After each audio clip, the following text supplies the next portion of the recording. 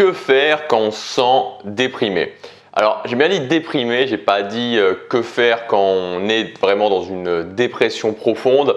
Là, dans cette vidéo, je vais plus parler du côté où je me lève le matin ou dans la journée, mais généralement c'est le matin parce que ça commence dès le matin.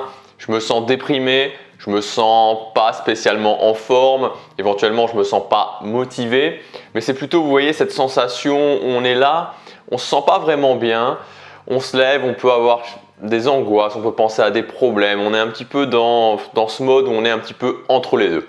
Bref, on n'est pas très en forme, on est un petit peu déprimé et je vais vous expliquer comment faire pour quand même faire une bonne journée parce que avant tout, justement, ce qui compte, c'est chaque jour, c'est le message de cette chaîne, chaque jour compte. Il faut avoir des objectifs, il faut avoir des visions, mais au final, la réalité, elle se joue au quotidien. Alors, en observant les gens en général, les gens avec qui j'ai pu passer du temps, les gens avec qui j'ai pu vivre, et puis même moi-même aussi, je me suis aperçu d'une chose, c'est que quand on se lève, par exemple le matin, voilà, on ne se sent pas spécialement en forme, on va avoir tendance à se coucher sur le canapé, mettre la télé ou alors rester au lit, se mettre sur une chaise, vous savez, se mettre peut-être récemment justement, j'étais avec quelqu'un qui se sentait pas très bien, qui a commencé à se mettre sur le canapé, qui a commencé à se mettre en boule, vraiment recroquevillé. C'est un petit peu ce qui se passe en général, on va se mettre à l'arrêt. Et quand je vois ça, quand je vois justement cette mise en situation, quand j'observe en général ce qui se passe, il y a deux points vraiment qui retiennent mon attention. Le premier point, c'est que si on est honnête avec soi-même, si je suis honnête avec moi-même, si vous êtes honnête avec vous-même, vous pouvez vous rendre compte qu'en fait, on a tous des routines des routines de mal-être finalement, c'est ça, c'est ce que j'appelle des routines, des rituels de mal-être, c'est-à-dire des choses qui nous maintiennent dans cet état de mal-être ou pire encore, vont nous faire nous sentir encore plus mal. Quand par exemple je me sens pas bien, que je me mets sur le canapé en boule, que je suis là en train de ressasser mes pensées négatives, je suis en train de ressasser mon problème, vous doutez bien que ça ne va pas m'aider à me sentir mieux. Et la deuxième chose, c'est qu'il y a une certaine synchronisation, et on va en reparler dans la vidéo, synchronisation obligatoire entre ce que vous avez dans votre tête et votre corps. C'est-à-dire que si vous ne vous sentez pas bien, vous allez mettre le corps un petit peu flasque. Vous savez, les épaules en bas, éventuellement la tête, le regard vers le bas. Vous allez vous recroqueviller. Mais c'est très rare qu'on ne se sente pas bien, qu'on soit en train de penser à ses problèmes et qu'on soit là avec les épaules en arrière, la tête bien droite, en train de sourire. Ah, je me sens pas bien aujourd'hui. Donc il y a vraiment cette synchronisation obligatoire. Le corps est obligé de se synchroniser entre ce qu'il y a là et ce qui se passe au niveau de votre corps, au niveau de votre torse.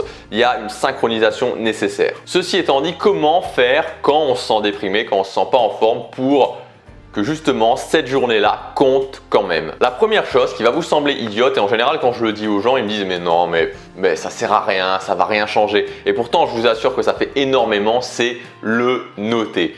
À partir du moment où vous vous mettez quelque part en observateur de vous-même et que vous êtes capable de vous rendre compte que là vous vous sentez pas bien et que là vous êtes en train de vous mettre en mode rituel du mal-être, que vous êtes en train de continuer à vous sentir pas bien, de faire inconsciemment des choses habituelles justement qui vous font vous maintenir dans cet état qui vous font aller encore plus mal, quand vous êtes capable de le noter, vous avez fait une grande partie du chemin, au moins la moitié du chemin. Pourquoi? Parce que tout simplement, quand vous le notez, déjà vous l'acceptez. Et il y a énormément de gens qui ne l'acceptent pas. Donc ça, c'est le premier point. Et à partir du moment où vous le notez, vous en êtes conscient, vous l'avez conscientisé. Quand vous l'avez conscientisé, vous avez une portée dessus. Vous pouvez vous dire, ok, je sais que là je suis en train de faire quelque chose qui ne m'amène pas dans le bon sens, donc j'en suis conscient. Ok, donc qu'est-ce que je peux faire pour aller dans un sens qui va être meilleur? Premier point, c'est de le noter. Deuxième point, c'est de désynchroniser le corps. Donc c'est ce que je vous disais, il y a une synchronisation qui est obligatoire et quand vous vous sentez pas bien dans la tête, vous allez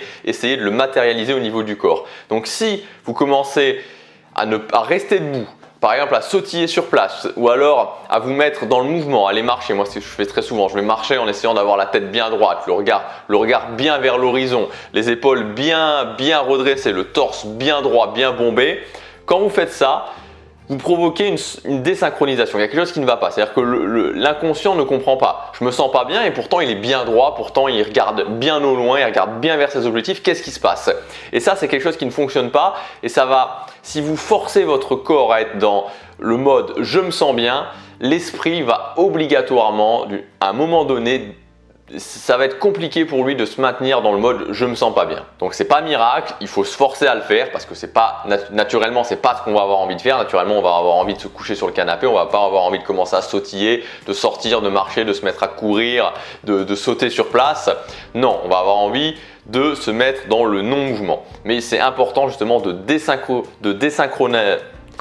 Je vais y arriver, c'est important de désynchroniser le corps et l'esprit, ça va avoir tendance à mettre l'esprit dans un meilleur mode. Troisièmement, utiliser la motivation court terme. Alors c'est assez rare que je dise ça, vous savez, je suis pas un grand fan de la motivation court terme, mais là justement quand on n'est pas en forme, on va pouvoir utiliser 5-10 minutes pour se booster. Donc là c'est à vous de voir, est-ce que vous aimez écouter de la musique, est-ce que vous aimez regarder certaines choses sur YouTube, certaines choses à la télé. Moi je sais que dans ces cas-là, je regarde notamment House of Cards parce que j'adore le personnage de Frank Underwood, ça m'arrive de mettre des épisodes des fois en boucle, je regarde plutôt les saisons en boucle. C'est vraiment à vous de voir, il faut que vous ayez votre motivation. Ça peut être des vidéos de motivation sur YouTube, je sais que ça fonctionne bien, moi je regarde pas du tout parce que ça me booste pas spécialement.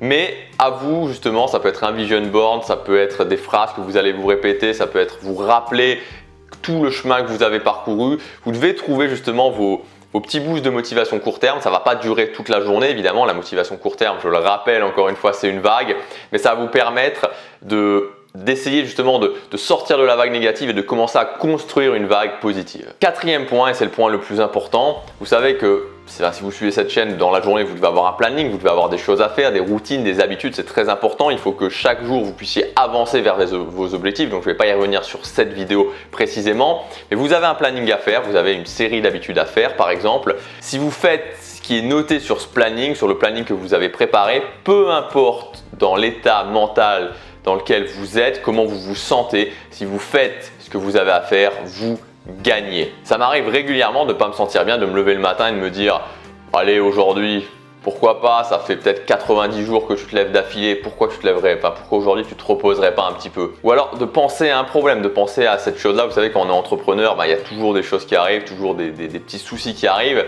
et qui peuvent maintenir notre attention. Mais maintenant je sais, parce que je l'ai déjà fait plein de fois, j'ai conscientisé que si je me sens pas bien, je commence à faire une première habitude. Puis je fais une deuxième habitude et je me sens un peu mieux. Puis une troisième habitude et je me sens encore mieux. Et puis une quatrième habitude et je me sens encore mieux. Et à la fin de la journée, quoi qu'il se passe, même si au début de la journée j'étais vraiment déprimé, si je fais ce que j'ai à faire, à la fin de la journée, je gagne, je suis fier de moi. Retenez bien ça, vous le faites, vous gagnez. Dans tous les cas, peu importe comment vous vous sentez dans la tête, vous le faites, vous gagnez. Vous avez fait de cette journée une journée qui compte. Et dernier point, soyez cool avec vous-même.